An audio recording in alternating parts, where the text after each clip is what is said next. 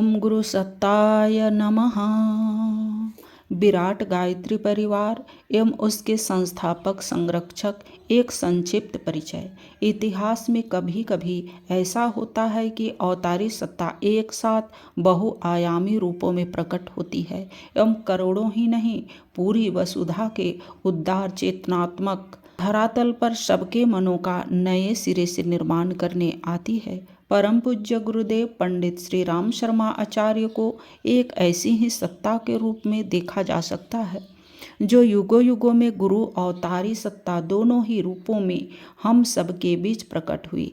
80 वर्ष का जीवन जीकर एक विराट ज्योति प्रज्वलित कर उस सूक्ष्म ऋषि चेतना के साथ एकाकार हो गई, जो आज युग परिवर्तन को सन्निकट लाने को प्रतिबद्ध है। परम वंदनीय माता जी शक्ति का रूप थी, जो कभी महाकाली, कभी माँ जानकी, कभी माँ शारदा, कभी माँ भगवती के रूप में शिव की कल्याणकारी सत्ता का साथ देने आती रही हैं। उनने भी सूक्ष्म में विलीन हो स्वयं को अपने आराध्य के साथ एकाकार कर ज्योति पुरुष का एक अंग स्वयं को बना लिया।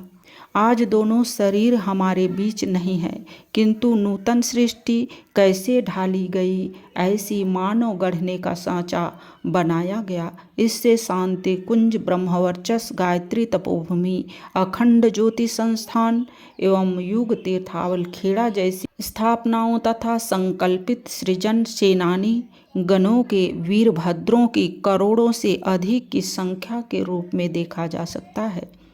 परम पूज्य गुरुदेव का वास्तविक मूल्यांकन तो कुछ वर्षों बाद इतिहासविद, मिथक लिखने वाले करेंगे, किंतु यदि उनको आज भी साक्षात कोई देखना या उससे साक्षात्कार करना चाहता हो तो उन्हें उनके द्वारा अपने हाथ से लिखे गए उस विराट परिणाम में साहित्य के रूप में, युग संजीवनी के रूप में देख सकता है, जो वे अपने वजन से अधिक भार के बराबर लिख गए। इस साहित्य में संवेदना का स्पर्श इस बारीकी से हुआ है कि लगता है लेखनी को उसी की स्याही में डुबा कर लिखा गया हो।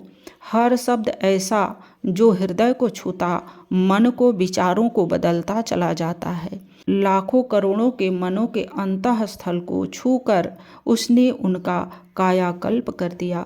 रूसों के प्रजातंत्र की, कार्ल मार्क्स के साम्यवाद की क्रांति भी इसके समक्ष बौनी पड़ जाती है।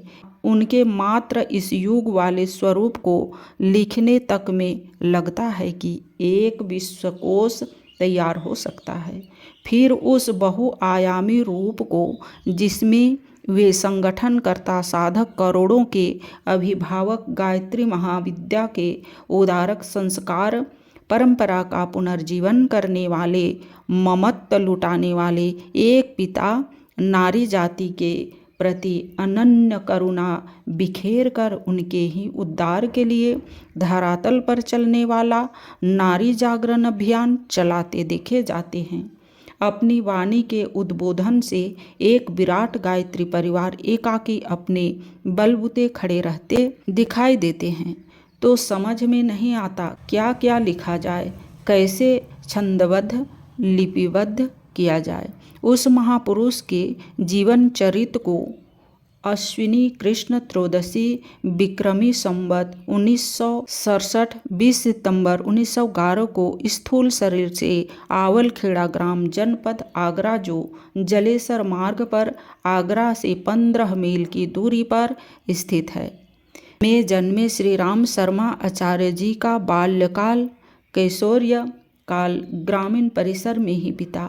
वे जन्मे तो थे एक जमींदार घराने में, जहां उनके पिता श्री पंडित रूप किशोर जी शर्मा आसपास के दूर दराज के घरानों के राजपुरोहित, उद्भट, विद्वान, भगवत कथाकार थे, किंतु उनका अंतःकरण मानव मात्र की पीड़ा से सतत विचलित रहता था। साधना के प्रति उनका झुकाव बचपन से ही दिखाई देने लगा। जब वे अपने सहपाठियों को, छोटे बच्चों को अमराइयों में बिठाकर स्कूली शिक्षा के साथ साथ सुसंस्कारिता अपनाने वाली आत्मविद्या का शिक्षण दिया करते थे।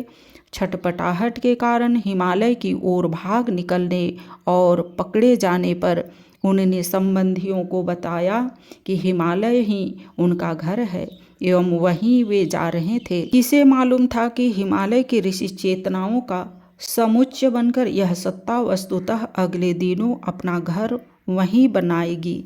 जाति पाति का कोई भेद नहीं। जातिगत मूढ़ता भरी मान्यता से ग्रसित तत्कालीन भारत के ग्रामीण परिसर में एक अछूत वृद्ध महिला की, जिसे कुष्ठ रोग हो गया था, उसी के टोले में जाकर सेवा कर उन्होंने घर वालों का विरोध तो मोल ले लिया पर अपना व्रत नहीं छोड़ा। अगला परिचय अगला वीडियो में।